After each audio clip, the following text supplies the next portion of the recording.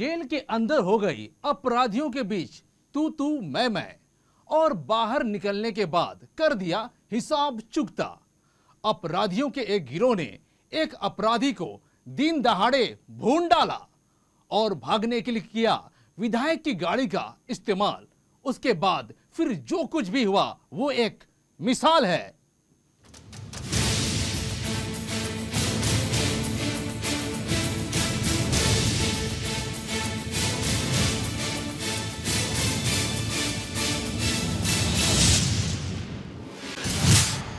दिन दहाड़े कर दी गई हत्या।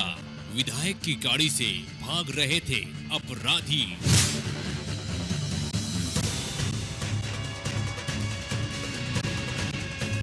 आ ही गए पुलिस के शिकंजे में।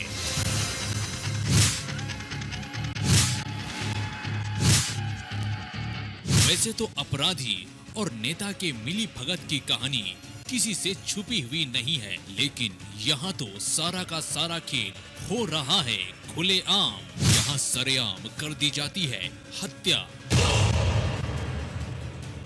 यहाँ सरेआम विधायक की गाड़ी का होता है इस्तेमाल। यहाँ सब कुछ होता है सरेआम। ये है गाड़ी नंबर BRIPC-0222। जरा गौर से देखिए, ये है गाड़ी दानापुर के विधायक आशा देवी की, जिस पर सवार अपराधी भागने की फिराक में थे। हरीश कुमार पासवान की हत्या करने के एक दिन बाद इसी गाड़ी से 8 कुख्यात अपराधी इलाके से बाहर भागने की कोशिश कर रहे थे।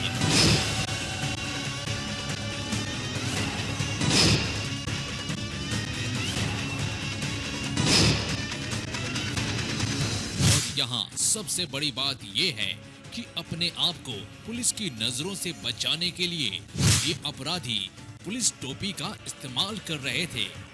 लेकिन खगौल थाने में तैनात जाबाज महिला पुलिस अधिकारी ASP हरप्रीत कौर ने तत्परता दिखाते हुए इन्हें धर दबोचा।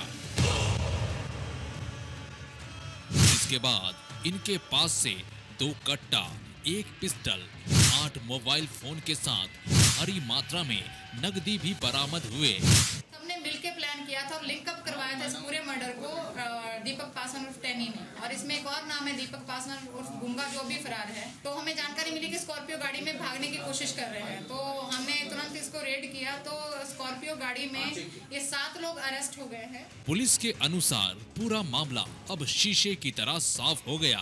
हरीश पासवान एक अपराधी था जिसकी जेल में रहने के दरमियान बिल्टू गोप से झगड़ा हो गया।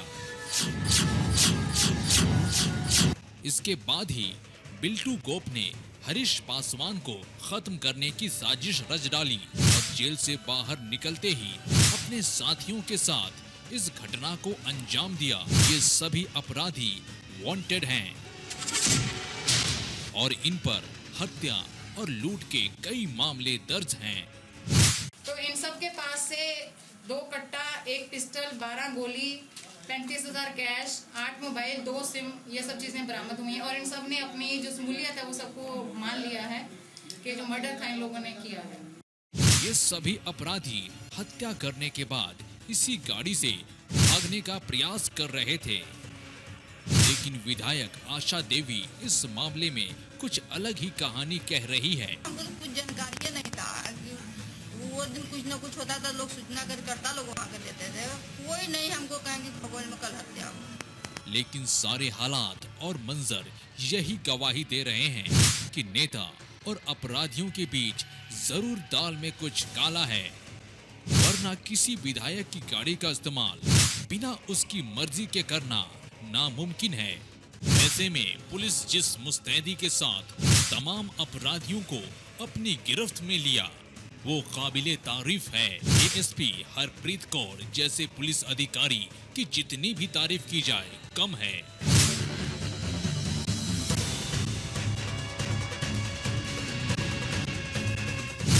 शिकंजा के लिए दानापुर से शाद हुसैन की रिपोर्ट।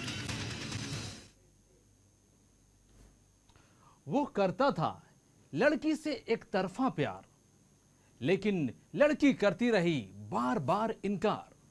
फिर उसने लड़की को बुलाया आखिरी मुलाकात के लिए और उसके सामने दे दी अपनी जान। देखिए मोहब्बत की रोंगटे खड़े कर देने वाली तस्वीर।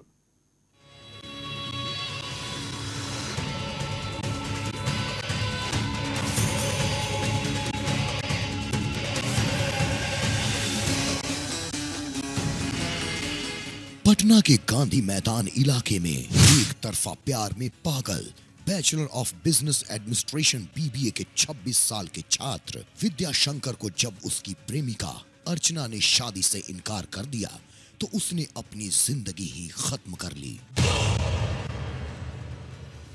उसने प्रेमिका के सामने ही खुद को चाकू मार लिया। गंभीर हालत में उसे अस्पताल भेजा गया जहां उसकी मौत हो गई। उसने इस संबंध में प्रेमिका सहित 3 महिलाओं को हिरासत में ले लिया है। पुलिस का मानना है कि इन दोनों के बीच पिछले 2 सालों से अंतरंग संबंध थे, लेकिन इधर कुछ दिनों से रिश्तों में खटास आ गई थी, जिसकी वजह से विद्याशंकर ने अपनी जान दे दी।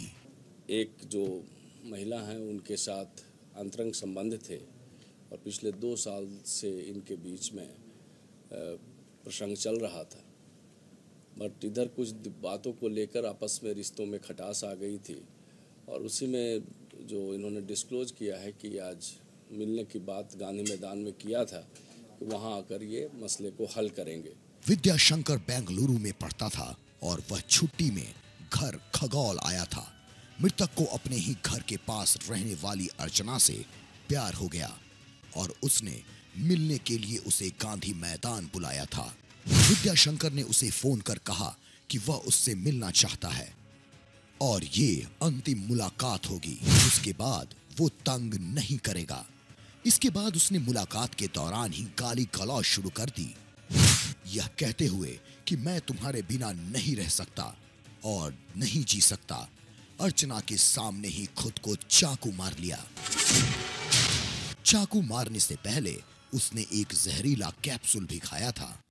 अब इनसे जो अभी पूछताछ के दौरान इन्होंने बताया है कि जब उससे बातचीत कर रहा था तो की जा रही थी तो वो बड़े संवेदनशील हो गया थे और उसने एक मुंह में कोई टैबलेट भी खाया और बाद में अपने ऊपर चाकू से प्रहार किया। अपने बेटे विद्याशंकर को चाकू लगने की खबर सुनते ही उसकी मां का रो रो कर बुरा हाल हो गया। पिछले 2 महीनों से विद्याशंकर अपने घर पर ही रह रहा था। विद्याशंकर के साथ ऐसा होने वाला है उसे इसका अंदाजा भी नहीं था। प्यार में जान देने की बात तो सबने सुनी, लेकिन सच में कोई जान दे दे ऐसा कम ही देखने को मिलता है। विद्याशंकर की मौत उन लोगों के लिए चेतावनी है जो कुछ दिनों के प्यार को ही सब कुछ समझ लेते हैं। प्यार में पागलपन की हद को लांघ जाने वालों के लिए ये एक सबक है।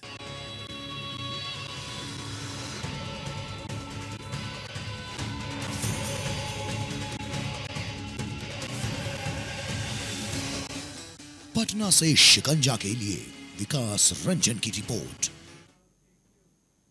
ब्रेक के बाद हम आपको दिखाएंगे ऐसी शादी जो आपने इससे पहले नहीं देखी होगी। तो गुनाहगारों हो जाओ सावधान, क्योंकि अब हर जुर्म पर कसेगा शिकंजा।